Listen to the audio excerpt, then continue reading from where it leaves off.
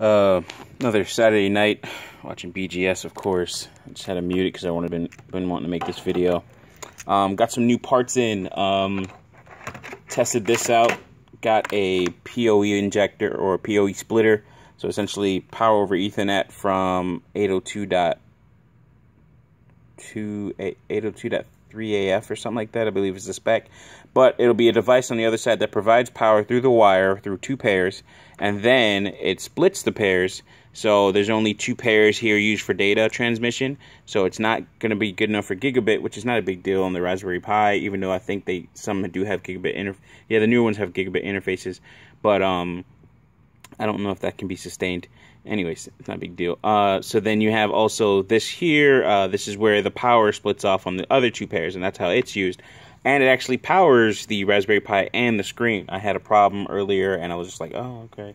I thought it was broken. I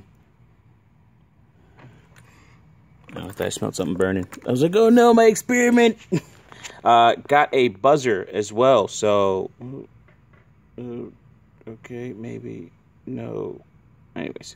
Got a buzzer, and this is pretty nice. Maybe I can start having it to where it can actually give out some error codes or something like that. That'd be kind of cool. Also got some water resistant. It says waterproof, but I don't believe it. But water resistant seals here, or connectors, and I'm gonna plug these into where it's gonna be I can easily like plug them in and out and do whatever I need to. That'll be kind of real nice. I didn't want to do this. I'll put the phone down. So on the female side, it has some notches in it. It's kind of hard to see. Oh, there we go. You have some notches in it, and it makes it a little bit kind of foolproof, because if you have on the male side, or it's like male and female, on the male side, it actually has it where those notches line up, so you can't turn it upside down, so it kind of makes it foolproof, and that'll be great. You know, you put this out in customers and they need to reconnect different sensors or anything else like that. I cut it to these links myself. Also then here you have the plastic ribbing, or ribbed plastic I should say, and then that provides the watertight seal. So there's nothing gets here. But I noticed by accident I pulled out the ground on one of these connectors, which is actually working now. You just got to push it back in really hard so it can actually click in. But I would doubt if it was so easy to come out that it would be too much waterproof or be waterproof here. So I say water resistant. So which is good enough. Got some shrink wraps, or so heat shrink wraps, so I can make my connections look cleaner than this. So this is the testing for this, and then I also got some sensors that are really long, so long in length there, so that's really cool. So back to the what's it called, the Pi. Let me see if I can turn off the flash here. No, I can't, so I'll just angle it out maybe. Yeah. So back to the Pi tablet, or Pi Pad. No, Grow Pad. That's what it is. My girlfriend was saying, oh yeah, it's a Grow Pad. You trying to make an iPad or something? And I was like, all right, cool, we'll call it a Grow Pad. Or she came up with that name, I should say. So that was pretty funny. For testing purposes, I have it connected via this here. Now, what I noticed is that you actually have to have, so far what I've seen is that you actually have to have this terminal here.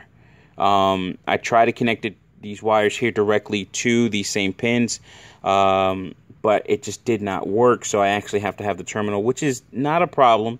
It just means that it's just going to be more things that have to be placed in this cavity here, which again, not really that much of a problem. I think I can actually get away and do this the way I want all the same. What I might have to do is fabricate a connector here with this type of pinout. And it's cool because I can disconnect this and then reconnect it. And it should, depending on how I write my script, it should not notice, or no, it'll notice that the connector, it's disconnected, but it shouldn't give me an issue. So that might be something that I can actually, program around. We'll see. But I think I know of a way of dealing with that. So get rid of this connector here and have it go directly into this here. And what this is, oh man, it's kind of hard with this. Sorry about the, oh wait, did I do it? No. Oh, okay, cool, we're good. So, what this is, it's a breakout board, and it actually gives you screwable terminals. Focus. Gives you screwable terminals. So I got it in the, it took me a while to crack the code, but it was very simple, and I couldn't find any documentation on it, but I did figure it out. Right now I have these pins in there because I have, it's male to male. Essentially I'm going to strip these wires and then just put them directly in there. Yeah, actually that's exactly what I'm going to do. I'm just going to take the wires out of here and just put it in there. Boom. Solved. Thank you, YouTube. Whoever watches. So 3-volt ground, and then also this goes into GPIO 4 right here, and screw those in to the back of the Pi. What I'm going to do so the cables can come out, or the connectors can come out, you can kind of see it here. I've etched where I'm going to use like a Dremel to cut this piece out here. For tonight I'm pretty much done with this project. I got to do some other stuff, but all in all, oh, there you go. Right, there we go. All in all, it's just going to do this. It just, if I put my hand on the sensor, this is a script that was already written, and it's already out there. I'm trying to write this stuff in PHP, but I don't know if I can. We'll see. I'll try and figure it out. But I might be able to. So with this right here, I can collect all the information from the sensor. This is my hand holding it. Look, that means I'm hot stuff. It's verified. I got numbers, I got math to prove it. I'm hot. Alright, so if I leave it alone, let it go, you should see the temperature start to drop and get back closer to room temp. So, I mean, all this stuff is pretty cool. Eventually I'm going to have all this being graphed. There hasn't been many updates on the interface. There's been a couple tweaks, nothing serious. But for the most part, I'm progressing nicely with this project, actually. So, fairly like, I'm pleased so far. You know, things are just working. They take a while, but they work. The hardest, one of the harder things is design work, and then issues that come up when I have to get new parts in and trying to make them all work, testing them, like this PoE splitter here. That's going to be good for these remote connections. Instead of running power all the way out to them, I can use something like this and run a power over Ethernet switch, and then that can help me collect sensor data from these remote Pis and stuff like that. Things that it'll be Raspberry Pis mostly that don't have they won't have the screen, but they can have the screen because I can power both of these things, which is really nice. And they can just collect sensor data and then write to the database on a centralized computer or something like that, which is, again, awesome. And that's good for cabling because Ethernet cables are, well, power cables aren't that expensive either, but Ethernet cables are bundled up, and then I can get data and power over that cable, that length of cable. So these, I'm going to work with them later on in the week. I don't have much time on the weekends because I work my night job, and I try to do other stuff like billing and all that stuff, which I didn't do last week during this time. So yeah, that's pretty much it. I guess we could do a quick test. It's still collecting temp data, so I'm going to disconnect it.